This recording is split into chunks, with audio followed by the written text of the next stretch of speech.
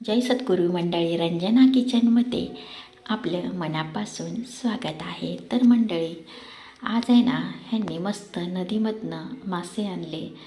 तर हे मासे 1.5 किलो प्रमाणात आहेत आणि हे मासे 3 प्रकारचे आहेत. तर तुम्ही पहिला मासा पाहिला आणि हा एकदम बारीक असा खवलाचा मासा आहे.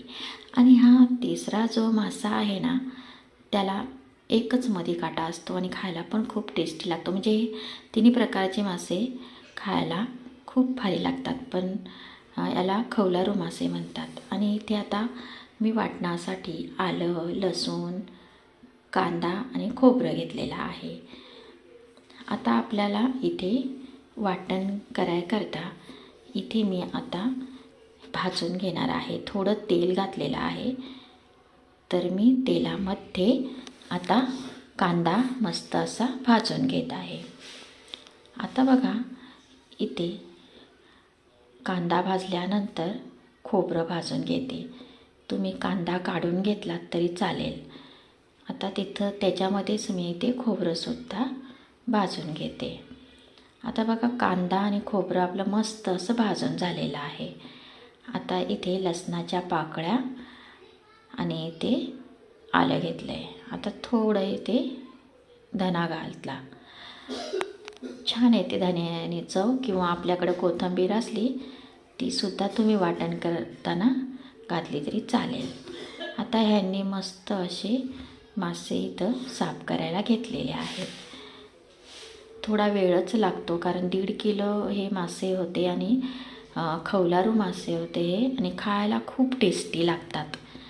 तर इथे आता या पद्धतीने हे मासे असे फ्राय करता आणि इथे भाजी करता तयार केलेत. हा एक मासा अख्खा ठेवलेला आहे, तो खूप छान लागतो आणि मी असं वरून टाकणार आहे तो भाजीमध्ये. आणि हे बाकीचे असे पीस केलेले आहेत. आता इथे आपलं वाटणसुद्धा तयार झालं आहे. वाटणामध्ये मी थोडी कोथिंबीर घातली होती म्हणून हिरवं दिसतं आहे. आता एका कढईमध्ये तेल घालते. आता वाटण घालून घेते. वाटण आपल्याला चांगलं परतून घ्यायचं आहे. तेलामध्ये चांगलं परतून घेतलं वाटण का छान असा आपला कच्चापणा निघून जातो आणि मसाला असा लागत नाही. आमच्या खानदेशात अशीच भाजी बनवतात. इथे 2 प्रकारचे खानदेशी मसाले आहेत. एक काळा मसाला आहे, गरम मसाला आहे, थोडा लाल घेतलेला आहे आणि हळद घेतली थोडी. मसाले आपल्या आवडीने टाकायचे आहेत. मसाले चांगले परतून घेऊया.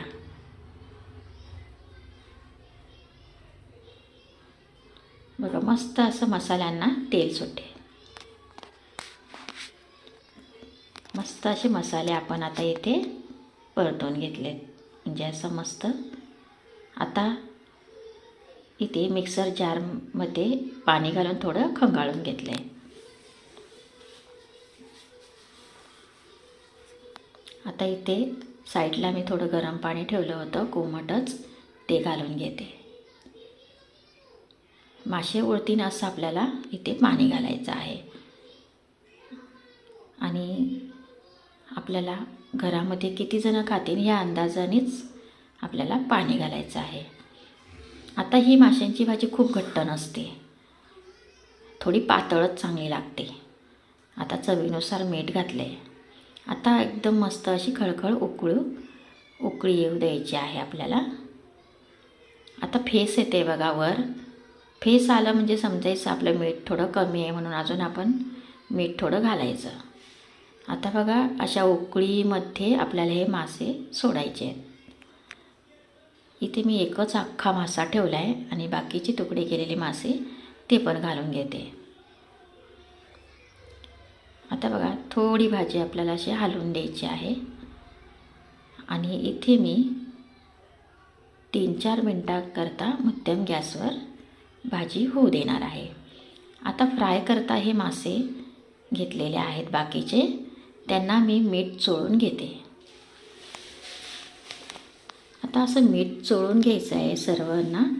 आणि इथे मी लाल तिखट आणि हळद घेतले. मी एकदम साध्या पद्धतीने फ्राय करणार आहे. आता याच्यात मीठ घातले नाही बघा, कारण मी मीठ पहिलेच माशांना चोळून घेतले. यामध्ये तुम्ही आलं लसूण याची पेस्टसुद्धा घालू शकता. ह्या माशांना रवा लावत नाहीत.